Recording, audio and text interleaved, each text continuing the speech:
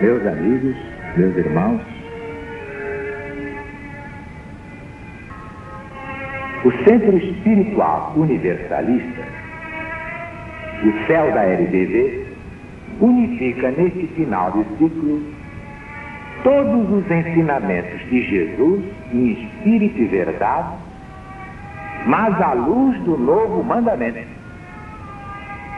Nenhum sectarismo, nenhum ecletismo, nenhum hibridismo, porque a verdade não é híbrida, não é sincrética, não é eclética, não é sectária.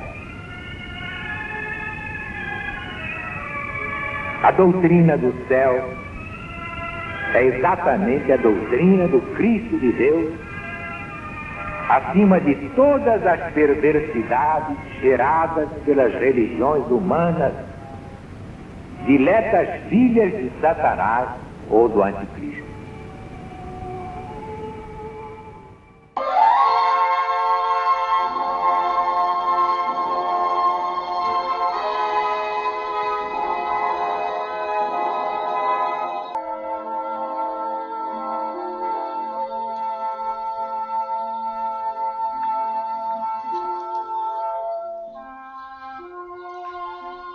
Doutrina do céu, Espírito da verdade, Alziro Zarur responde.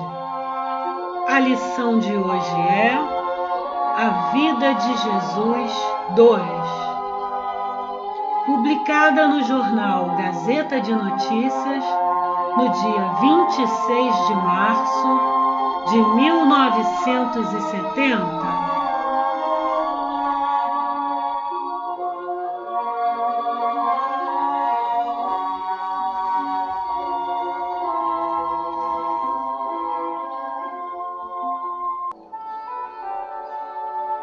Compreendemos hoje que realmente a letra mata, o espírito vivifica.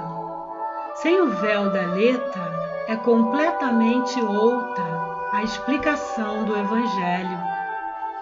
O Espírito da Verdade poderia dar novos ensinamentos sobre a vida humana de Jesus?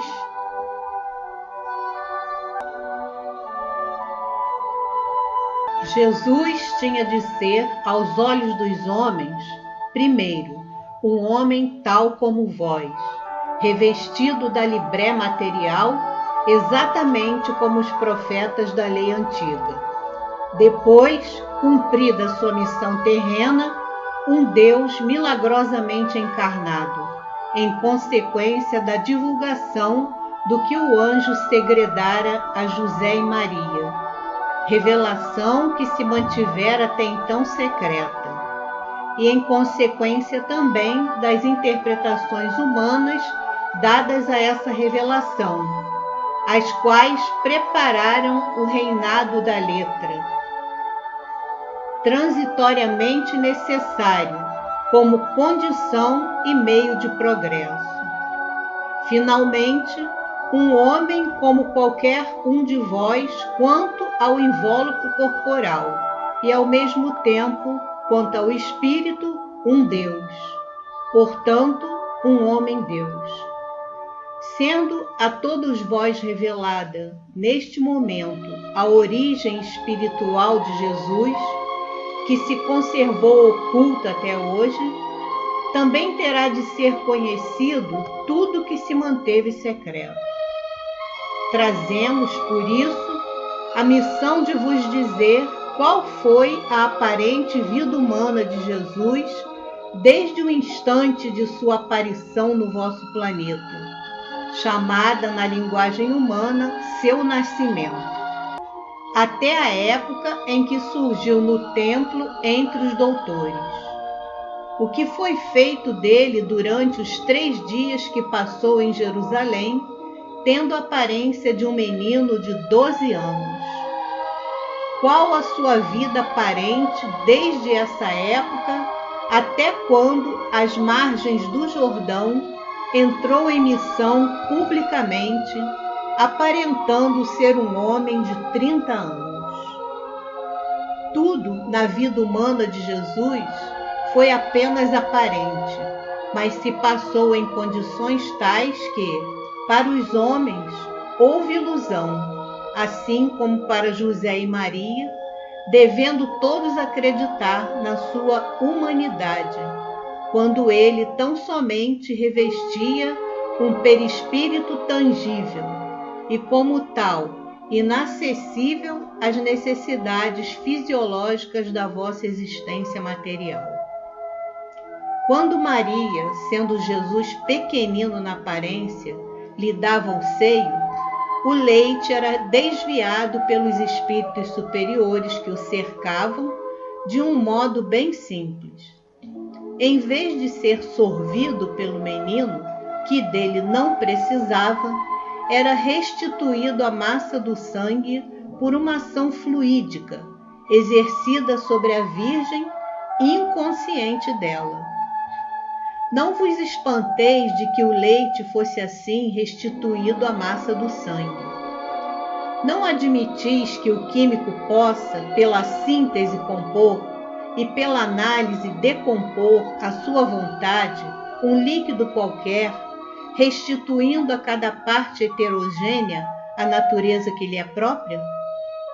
Então podeis admitir também que a ação fluídica dos espíritos superiores, que conhecem todos os segredos da vossa organização e da vossa vida humana, possa decompor assim o leite formado e restituir cada uma de suas partes componentes à fonte de origem. Que os incrédulos ou materialistas encolham desdenhosamente os ombros. Nem por isso os fatos serão menos reais.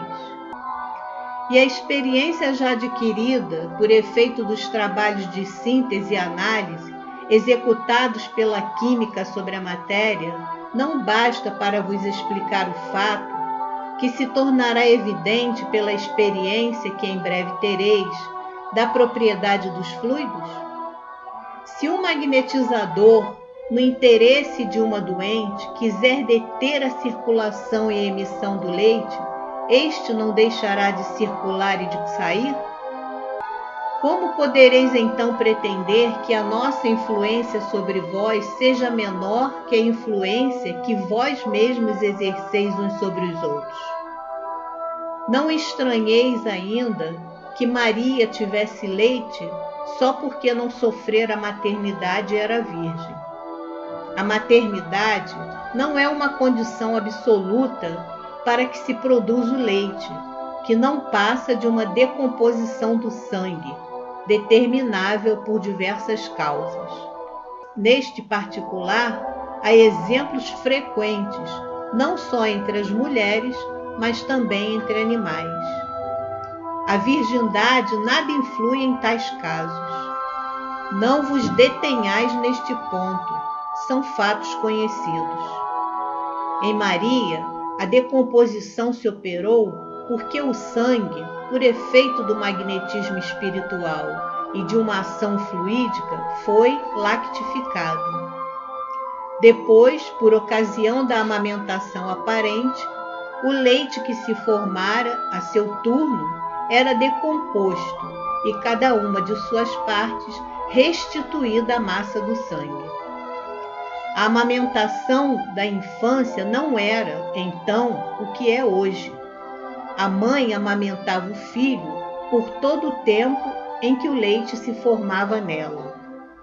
Daí vem que isso se prolongava até contar a criança 2 ou 3 anos, idade em que vivia a correr, sobretudo naqueles climas.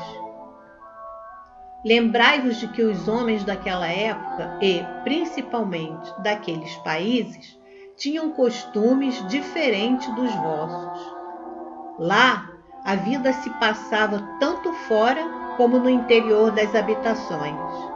As crianças, logo que sabiam equilibrar-se, iam correr aos bandos onde bem lhes agradava, ou se isolavam segundo seus gostos e caracteres. Durante tais ausências, comiam frutos ou mel silvestre, não constituindo mais o leite a alimentação exclusiva. A amamentação se adaptava às condições da natureza e cessava quando o menino sabia, mais ou menos, prover a necessidade do seu sustento. A vez de compreender que, nesse período do aparecimento de Jesus, diante da natureza perispirítica da sua aparente corporeidade humana, tudo se havia de realizar nas mais fáceis condições.